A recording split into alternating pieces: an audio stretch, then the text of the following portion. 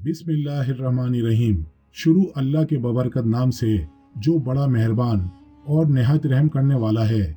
मोहतरम अजीज दोस्तों, आज की इस वीडियो में हम पेश करने जा रहे हैं एक ऐसा दिलचस्प वाकया जिसे सुनकर आपका ईमान ताज़ा हो जाएगा।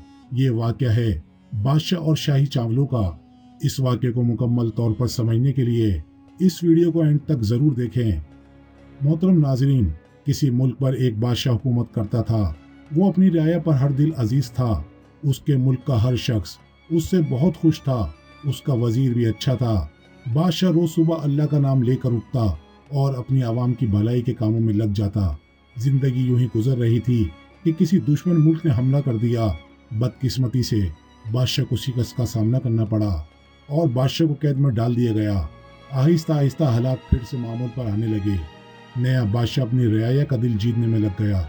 जिंदगी फिर से रवा दवा हो गई।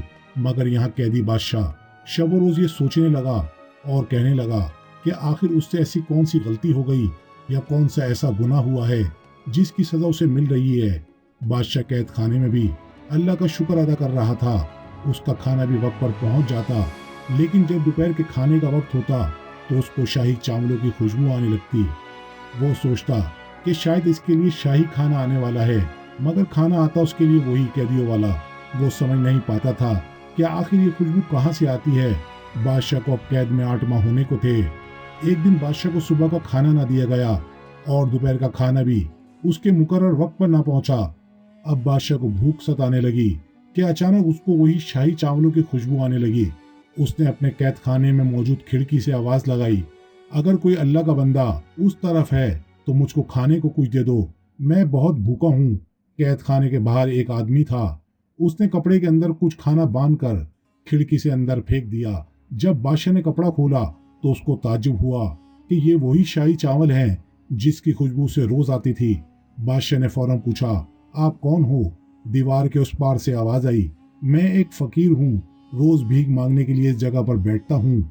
ये सुनकर बादशाह को बहुत हैरानी हुई, क्योंकि शाही चावल एक फकीर के पास कैसे हो सकते हैं। बादशाह ने फकीर से सवाल किया, तुम्हारे पास ये चावल कहाँ से आए? फकीर ने बादशाह को बताया, इस दीवार से एक नाली निकल रही है जो कि महल के शाही बावर्ची खाने से आती है।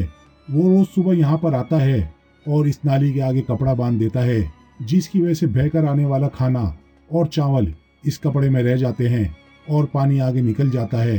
फिर वो इस खाने को लेकर घर चले जाता है। इसमें से चावल अलग करके इनको धोता है और चावलों को सुखाकर इनको जमा कर लेता है और इसी तरह इसके चावल काफी दिन के लिए जमा हो जाते हैं। फकीर ने कहा, मगर अब वो खाना जमा नहीं हो पा रहा। उसने ये खाना पहले हुक्मरान की हुकूमत में जमा किया था। इस फकीर ने अफसोस के साथ बताया कि अब का बादशाह अपने मुलाजिम को खाना फेंकने नहीं देता। ये सुनते ही बादशाह समझ गया कि आखिर इसको किस गुनाह की सजा मिल रही है। फकीर जब अपनी बात कह चुका तो उसने बादशाह से पूछा कि तुम कौन हो? कैद खाने में आने का तुम्हारा जुर्म क्या है? बादशाह की आंखों से अश्क बहने लगे। उसने जवाब दिया कि वो एक बदनसीब बादशाह था और इस वक्त अपने अल्लाह की नेमतों को जाया करने की सजा काट रहा है। फिर बादशाह ने सजदे में अल्लाह से रो रो कर माफ़ी मांगी और कुछ अरसे के बाद अल्लाह ताला ने उसको माफ़ भी कर दिया। उसको रिहाई भी मिल गई और फिर कुछ अरसे बाद बादशाह की मौत हो जाती है। दोस्तों, अल्लाह की नेमत सिर्फ अनाज ही नहीं बल्कि हर हलाल चीज़ है जिसके इस्तेमाल से हमें सुकून मिलता है। पानी, मकान, ये सब अल्लाह की नेमतें हैं। जो चीज़ आपके इस्तेमाल के काबिल ना हो, आप उसे अपने किसी ज़रूरतमंद भाई को दे दो। हम रोज़ाना खाना खाते हैं, फल खाते हैं, आपने देखा होगा हम खाते भी हैं और ज़ाया भी कर देते हैं।